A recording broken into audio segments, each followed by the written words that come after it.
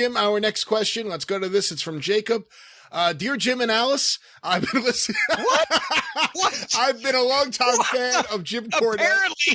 Apparently, he's been in a coma for a year and a half.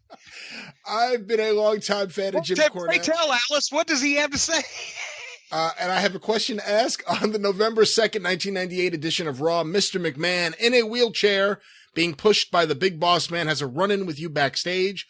The Big Boss Man proceeds to pin you against the wall, and Mr. McMahon says to you, you better watch where you're going, because if you don't, you better take you and your 1980s wrestling crap and get the hell out. My question is, how much of this segment was scripted, and how much of it was a direct cheap shot at you?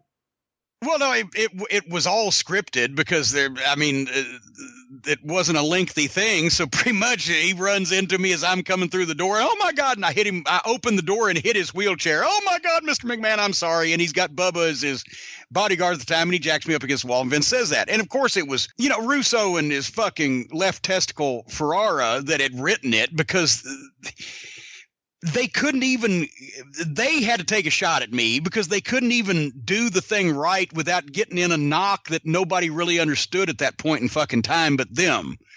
But I was fucking tickled because Vince, being the grumpy fuck that he was, being presented as the Mr. McMahon, it'll be fucking funny when I'm the one, I blunder in and open the door and hit him in the fucking bad leg, and goddamn he yells at me and fucking, and there's Bubba and he's jacking me up. So that part was fun.